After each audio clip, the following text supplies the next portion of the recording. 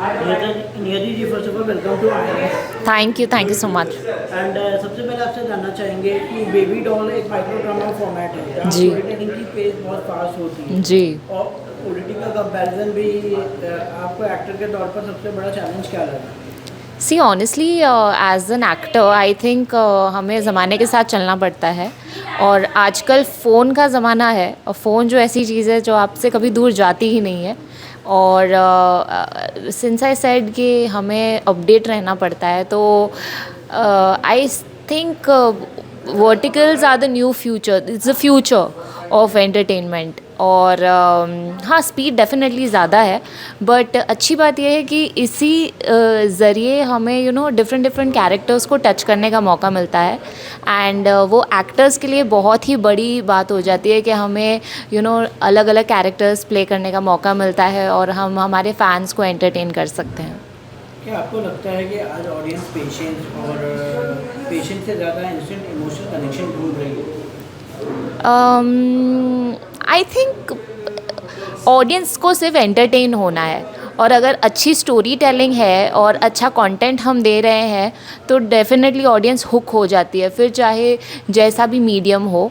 So I think as an audience also I am looking for a good content.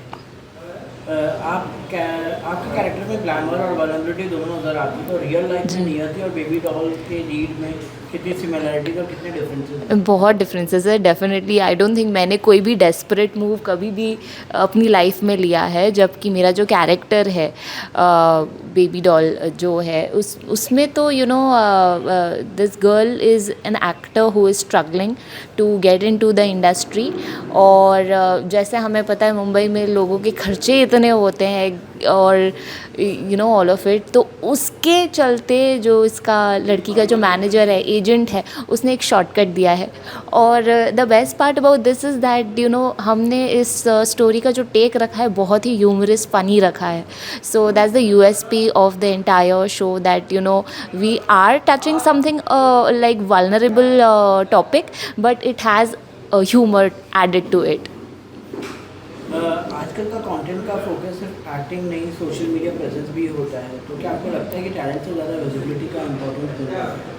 I think ये बहुत ही different different topics है। जैसे अगर एक art, कोई अच्छा आर्टिस्ट है, और जहाँ पे उसी की ज़रूरत हो, उसी का काम वो कर सकता है, तो उस टाइम पे जो डायरेक्टर या प्रोड्यूसर है वो एक अच्छा आर्टिस्ट ही लेंगे। और अगर बिज़नेस पॉइंट ऑफ व्यू से अगर किसी को विजिबिलिटी जो है वो फ़ायदेमंद लग रही है, तो फिर किसी इन्फ्लुएंसर को वो ले लेते हैं। So I think it's a different take on what the director and the producer wants. आजकल सोशल मीडिया प्रेजेंस इतना बढ़ गया है कि इंडस्ट्री में अक्सर एक्टर्स अपने रिलेशनशिप को हाइड करने का प्रेशर फील करते हैं, स्पेशली जब उनकी फैन फॉलोइंग किसी पर्टिकुलर ऑन स्क्रीन पैर से जुड़ी हो। तो क्या आपने कभी ऐसा प्रेशर या एक्सपीरियंस फील किया है? नहीं नहीं, मैंने तो कभी ऐसा एक्सपीरियंस नहीं किया है। And I think it depends upon the partners. अगर partners are okay with it, then who cares. Reality shows की बात की जाए तो ऑडियंस सिर्फ एडिटेड वर्जन देखती है, तो क्या आपको लगता है कि उस कंट्रोवर्सी के बाद आपकी बातों का कॉन्टेक्स्ट से बाहर निकलकर जज किया गया है? रिसेंटली जैसे आपने खतरों के खिलाड़ी में आई नो सो जब वो प्रोमो बाहर आया था, तो डेफिनेटली मुझे वो जिनके साथ मेरी लड़ाई हुई थी उनके फैंस ने मुझे बहुत अटैक किया था। बट साइमल्टेनियसली जो मुझे जानते हैं, दे वर लाइक फुल्ली कॉन्फिडेंट कि मैं कभी जानबूझ के गलती तो नहीं करूँगी। And when the episode came out, then everybody favored me, and that's why that person was eliminated from the show. So yeah, वो रहता है, definitely रहता है, because fans जो हैं वो अपने आर्टिस्ट को बहुत पसंद करते हैं। but I think that's part and parcel of being a celebrity.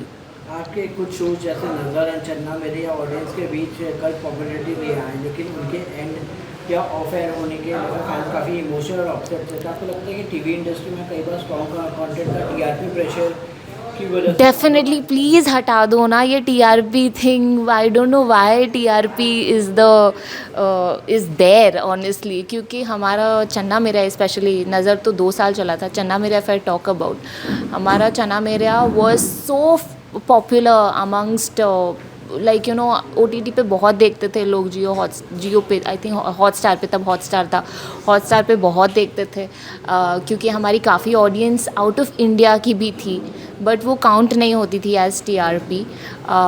But हाँ, डेफिनेटली जब चना मेरा ऑफेयर गया था तो लोग ने बहुत अपील करी थी चैनल से कि शो वापस लाएं। So I think TRP is just a pressure on, you know, artists, on creative people. Just the numbers is something that, you know, people are chasing, and जिसकी वजह से creativity पे ध्यान नहीं दे रहे लोग। सर, आपने करियर में सुपरनैचुरल, रोमांस, ड्रामा और रियलिटी सब